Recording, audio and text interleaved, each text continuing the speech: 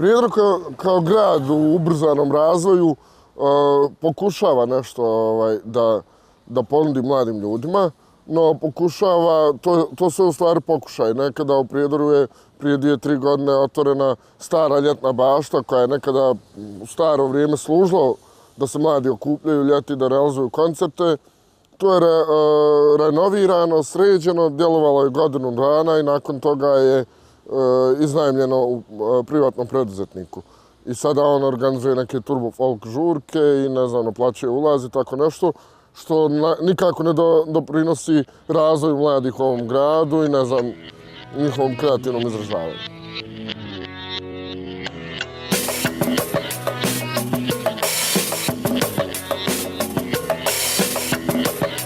Nalazimo se ispred starog kina, Kino Mrakovica, koji je već dugi niz godina zapušten.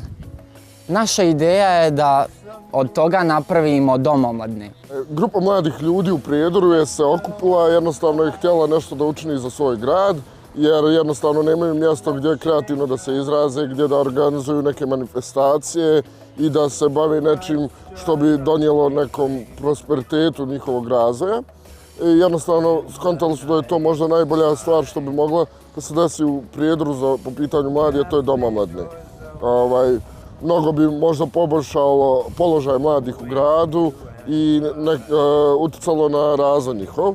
A onda su malo razmatrali na koji način da dođu sada do toga da se otvori dom omladine, šta bi to bilo najbolje.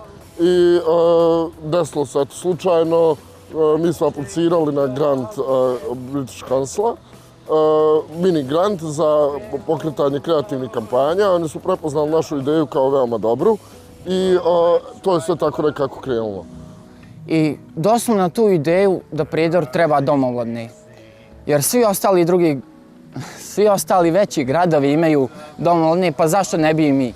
Mi smo u sklopu naše kampanje napravili 3 ili 4 prijedloga koji bi to potencijalni objekti mogli da budu, da se iskoriste i da služe u svrhu doma omladine. Jedna od njih je zgrada starog kina gdje je u stvari po regulacionom planu grada Prijedora predviđeno da tu bude neki dom kulture, što je najsličnije u stvari domu omladine.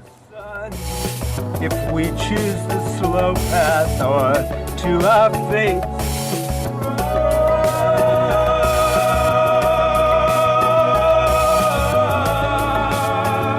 To je mala priča iz Prijedora, koja mi na neki način vraća vjeru da i nismo tako daleko od društva.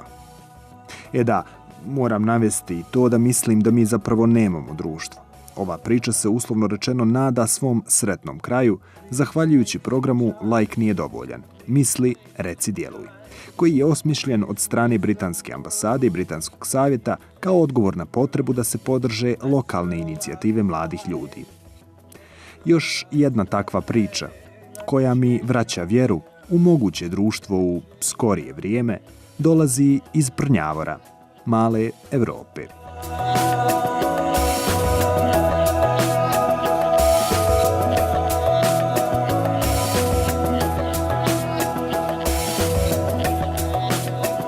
Emisija se zove Mala Evropa. Emisija je na jezicima nacionalnih manjina. Radi se o tome da svake subote se emituje emisija od 60 minuta, gdje svaka nacionalna manjina dobila je svoju priliku da nešto rekne o svojoj tradiciji, kulturi, muzici, o manifestaciji, da najavi manifestacije, događaje ili nešto što ta nacionalna manjina u tom periodu radi.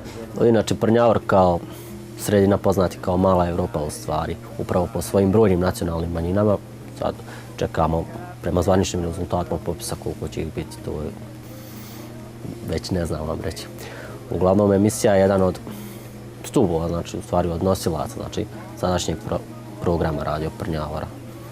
I dokaz da nacionalne manjine znači uživaju u ovoj opštini, znači poštovanje i imaju, trudimo se da imaju ravnopravan status sa svim ostalim. Pa evo, ovo je možda jedna od rijetkih emisija u Bosni i Hercegovini. Mislim da je bila, što je samo još jedna u Prijedoru, da postoji emisija koja se bavi pitanjem nacionalnih manjina. Ona je postojala prije rata. tokom rata i nakon rata to je bilo ugašeno, baš zbog toga što nije bilo mlađih ljudi da to pitanje ponovo potegnu.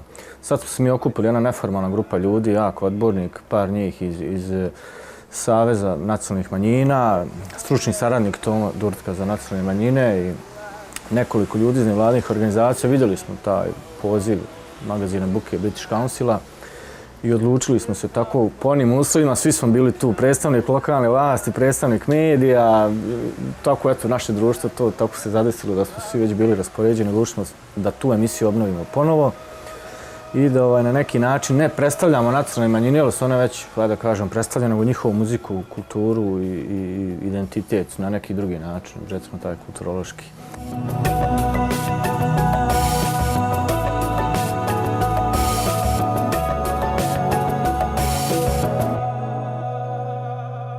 Napravit ćemo sad neku, da kažem, bazu podataka tih ljudi s kojima možemo iskomunicirati da bi se ta emisija nastavila.